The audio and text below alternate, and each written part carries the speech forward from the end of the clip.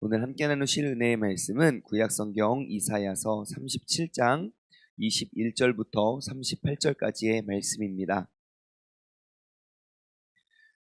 구약성경 이사야서 37장 21절에서 38절까지의 말씀입니다. 우리 어제 본문에 이어서 이제 37장 말씀을 쭉 우리가 끝까지 나눠보기를 원하는데요. 21절부터 38절까지 한 절 한 절 교독하도록 하겠습니다. 아모스의 아들 이사야가 사람을 보내어 히스기야에게 이르되 이스라엘의 하나님 여호와께서 말씀하시되 내가 아수르의 사네립 왕의 일로 내게 기도하였다 하시고 그대에게 대하여 이같이 이르시되 처녀 딸 시온이 너를 멸시하며 조소하였고 딸 예루살렘이 너를 향하여 머리를 흔들었느니라. 내가 회방하며 능욕한 것은 누구에게냐? 내가 소리를 높이며 눈을 높이 들어 향한 것은 누구에게냐? 곧 이스라엘의 거룩하신 이에게니라.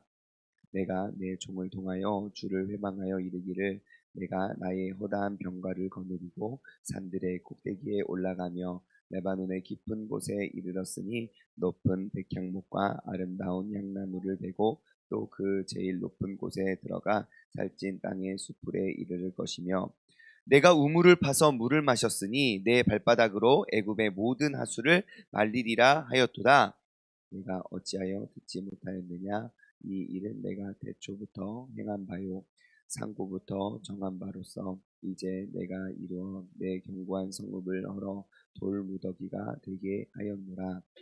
그러므로 그 주민들이 힘이 약하여 놀라며 수치를 당하여 들의 풀같이 푸른 나무같이 지붕의 풀같이 자라지 못한 곡초같이 되었느니라. 내 거처와 내 출입과 내가 나를 거슬러 분노함을 내가 아노라. 내가 나를 거슬러 분노함과 내 오만함이 내 귀에 들렸으므로 내가 갈고리로 내 코를 꿰어 재갈을 내 입에 물려 너를 오던 길로 돌아가게 하리라 하였나이다. 왕이여 이것이 왕에게 징조가 되리니 올해는 스스로 난 것을 먹을 것이요 둘째 해에는 또 거기서 난 것을 먹을 것이요 셋째 해에는 심고 거두며 포도나무를 심고 그 열매를 먹을 것이니이다. 유다 족속 중에 피하여 남은 자는 다시 아래로 뿌리를 받고 위로 열매를 맺으리니 이는 남은 자가 예루살렘에 나오며 피하는 자가 시온산에서 나올 것이니라. 만군의 여호와의 열심히 이를 이루시니라. 그러므로 여호와께서 아수르 왕에 대하여 이같이 이르시되 그가 이 성에 이르지 못하며 화살 하나도 이리로 쏘지 못하며 방패를 가지고 성에 가까이 오지도 못하며 흉벽을 쌓고 치지도 못할 것이요 그가 오던 길 곧 그 길로 돌아가고 이 성에 이르지 못하리라. 나 여호와의 말이라. 대저 내가 나를 위하여 내 종 다윗을 위하여 이 성을 보호하며 구원하리라 하셨나이다 하리라. 여호와의 사자가 나가서 아수르의 진중에서 18만 5천인을 쳤으므로 아침에 일찍이 일어나 본즉 시체뿐이니라. 이에 아수르의 사네립 왕이 떠나가서 니누에 거주하더니 미르 신전에서 경배할 때에 그의 아들 아드람멜렉과 사레셀이 그를 칼로 죽이고 아라라 땅으로 도망하였으므로 그의 아들 에살하돈이 이어 왕이 되니라. 아멘, 아멘, 아멘. 네, 참 아름다운 아침입니다. 네, 우리 앞뒤좌우 반갑게 인사하겠습니다. 참 잘 나오셨습니다. 좋은 아침입니다. 네, 우리 영상을 통해 예배 드리시는 분들도 우리 함께 인사 나누길 원합니다. 중현아, 저거 제목이 안 바뀌었어. 나 김영중 전도사 아니야. 아직 안 올렸지만 계속 저게 나오고 있었어. 어제도 저게 나갔어. 알겠지? 고치라고. 네.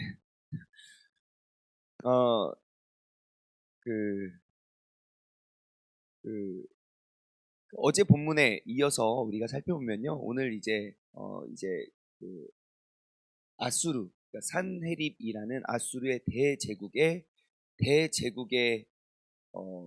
그 왕이 이제 그 결말적으로 어떻게 되는가? 그러니까 주변의 모든 국가들을 다 침략하고 다 이긴 다음에 이제 북이스라엘까지도 함락하고 그 다음에 이제 마지막 이제 남유다 주변의 모든 국가를 다 점령한 다음에 이제 그 유다와도 전쟁하지 않기 위해서 그들에게 협박을 두 번이나 합니다. 그런데 이제 그들은 그냥 다른 왕들, 다른 나라들은 그렇게 해서 그냥 쉽게 침략을 했지만 정말 이들은 무엇인가 달랐습니다. 그래서 그 작은 나라이고 힘이 없어 보이는 그 나라가 어떻게든 어떻게 침략을 하려고 그들이 그렇게 했는지 그 이제 전쟁을 하고자 하는, 그러니까 우리는 너희들의 그 요구와 너희들의 그 욕구에 우리가 굴복하지 않겠다라는 의사를 보이고 그 히스기야는 하나님 앞에 나아가서 기도를 합니다. 예, 그 기도를 함에도 불구하고 기도를 열심히 하고 이사야에게 기도를 부탁하고 그렇게 했음에도 불구하고 그들이 어 약해지고 그들을 공격하고 위협하는 세력이 점점 작아진 것이 아니라 오히려 더욱더 크게 협박을 하면서 그들의 목을, 그들의 숨을 조여오게 됨을 봅니다. 그런데 그렇게 달라지지 않는 그러한 나쁜 환경과 나쁜 상황 속에서 하나님이 이렇게 말씀하시죠. 7절입니다. 7절, 어제 읽었던 본문 이사야 37장 7절 말씀을 여러분 기억하십시오. 자, 7절에 보면요, 봐라, 하나님이 이렇게 말씀하세요. 내가 영을 그의 속에 두리니. 자, 내가 영을, 누구의 영입니까? 그 하나님의 영을 그의 속, 그는 누굽니까? 아수르 제국이죠. 그의 속에 두리니 그가 소문을 듣고 그의 고국으로 돌아갈 것이고 또 내가 그를 그의 고국에서 칼로 죽게 하리라 하였느니라 하니라. 이것이 하나님의 말씀입니다. 자, 그리고 그 말씀이 어떻게 성취되는지 오늘 우리가 방금 읽어보았던 36절에서 38절의 말씀을 보면 우리가 알 수 있습니다. 좀 더 앞에부터 볼까요? 34절, 아니 33절부터 보죠.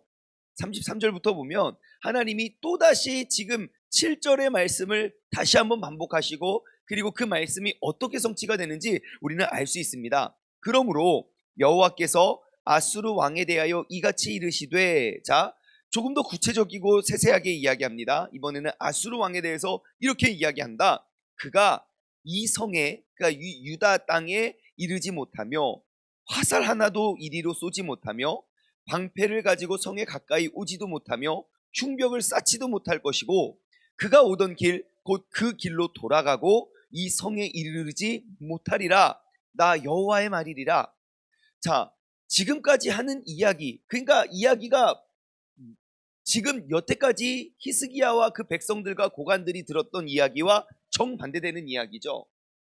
랍사기가 와서 했던 이야기, 그리고 지금 히스기야에게 서신을 보냈던 이야기 무엇입니까? 야, 니네 하나님한테 열심히 기도해봐. 아무짝에도 쓸모가 없어. 아무 능력도 없고 효용도 없어. 야, 그런 식으로 니들이 파괴했던 산당들, 야, 그 산당들 지금 다 어떻게 됐냐? 라고 하면서 그 이방의 국가들도 다 굴복하고 너희의 하나님도 아무 힘이 없다는 것과 정반대되는 이야기를 합니다. 그리고 35절, 대저 내가 나를 위하여 내 종 다윗을 위하여 이 성을 보호하며, 그러니까 나를 위하여 다윗을 위하여 이 성을 보호하고 구원하리라 하셨나이다 하리라. 우리가 그러면 다윗에게 어떠한 약속을 했는지 우리가 알아보면 좋겠죠. 그것은 수요일 성경 공부 시간에 나중에 나눠보도록 하겠습니다. 자, 그리고 아무튼 중요한 것 36절입니다. 자, 보십시오. 아까 7절 말씀을 기억하고 36절을 한번 보십시오. 여호와의 사자가, 아까 나의 영을 보낸다 그랬어요. 그 여호와의 사자가 나갔어요.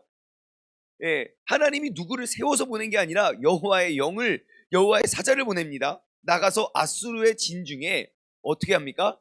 18만 5천 명을 칩니다.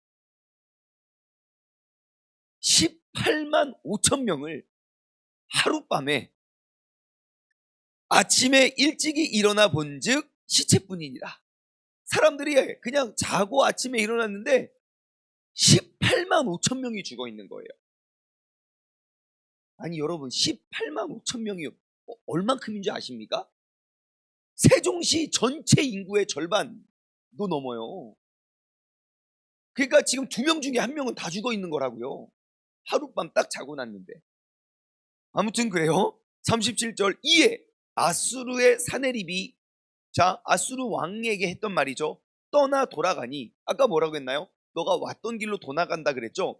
이제 니누에 그 니누에는 어떤 곳인가요? 아수르의 수도입니다. 아수르의 수도 그 수도로 다시 돌아간 거예요. 왔던 길로 돌아갔어요. 활 하나도 쏘지도 못하고 방패 하나도 막지도 못하고 흉벽 하나도 쓰지도 못하고 자 그리고 38절 자기의 신 니스록의 신전에서 경배할 때 왜 경배했을까요?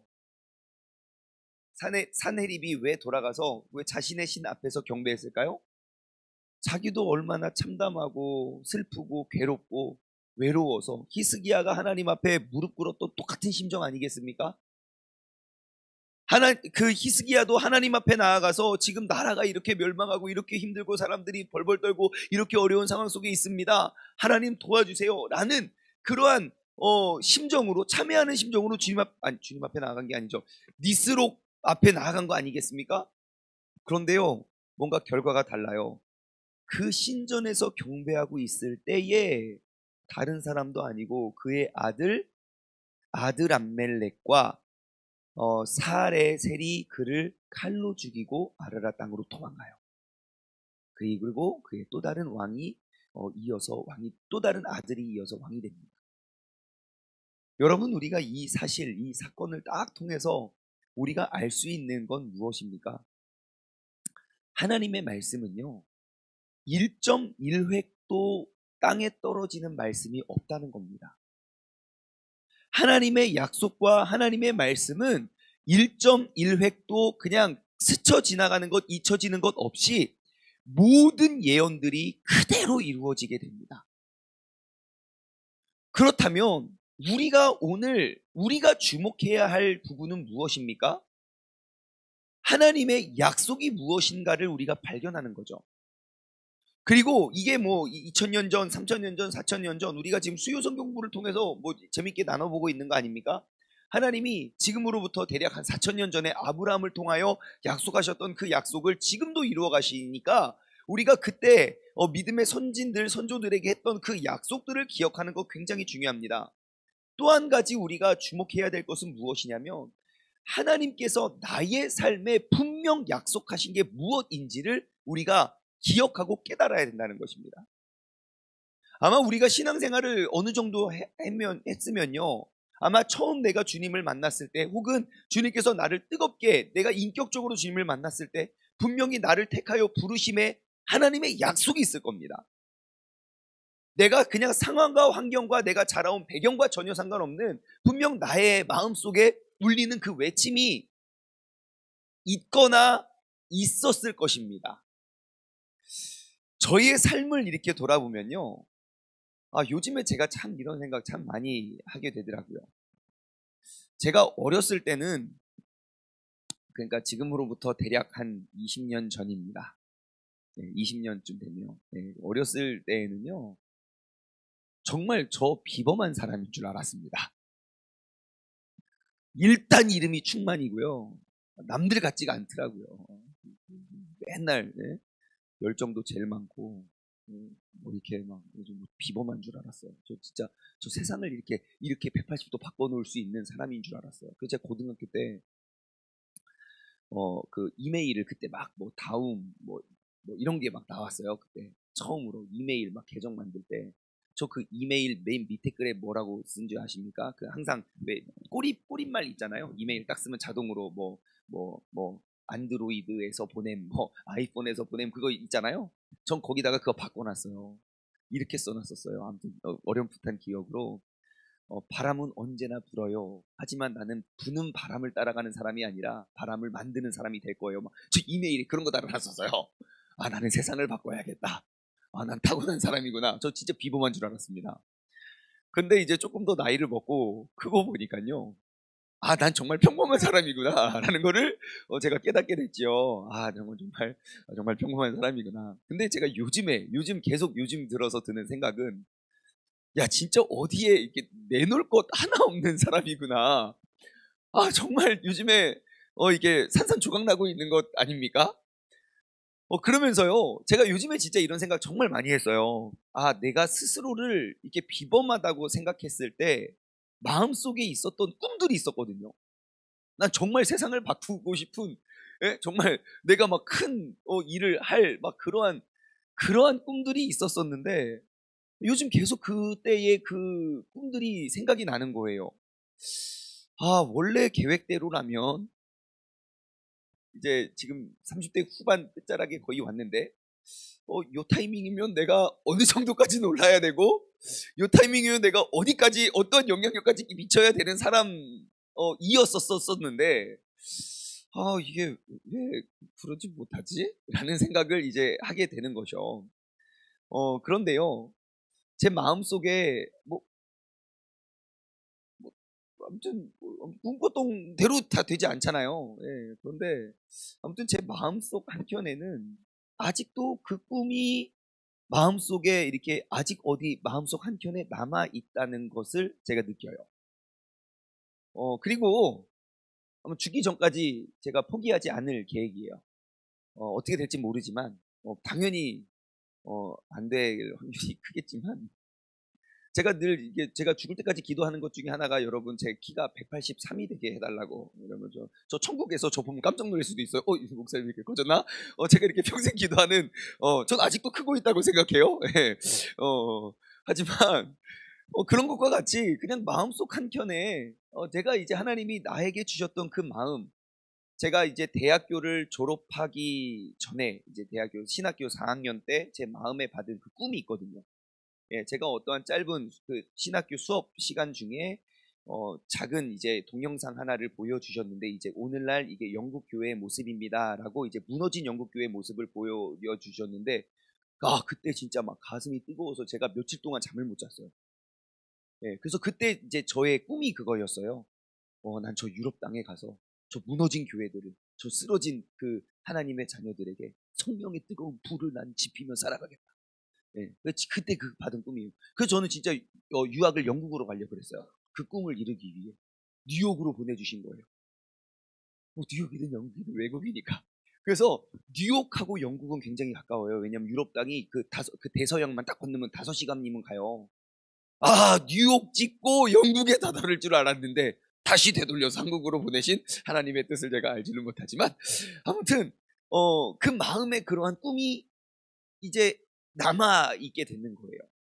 그래서 여러분도 한번 점검해 보길 원합니다. 여러분도 하나님을 딱 믿기 시작하고 이 인생이 내 것이 아니라 하나님의 것이구나라는 걸 깨달았던 바로 그때 아마 여러분도 저와 같이 마음속에 이렇게 불타올랐던 그 하나님의 계획, 하나님의 약속이 혹시 있지 않나 예, 한번 돌아보시길 소망합니다. 그리고 그를 위해서요, 정말 히스기야처럼 끊임없이 세상 사람들, 주변 사람들 다 안 된다 말하고 다 포기한다 말하고 모든 나라들 다 아수르에게 빼앗겼지만 하나님의 말씀 그 한마디, 모두가 부정적으로 생각했지만 아니야, 이거는 될 거야 라고 그 하나님의 약속 한마디대로 하룻밤 사이에 그 모든 나라와 그 나라의 운명이 뒤바뀐 것 아닙니까? 우리가 그 하나님의 약속을 기억하고 회복할 수 있는 그러한 복된 하루가 되길 소망합니다. 오늘은요, 그 히스기야의 기도에 대해서 우리가 한번 생각해 보길 원해요. 기도에 대해서 한번 생각해 보길 원하는데 아주 본질적이고 핵심적인 질문입니다. 우리가 왜 기도를 해야 될까요? 한번 보십시오.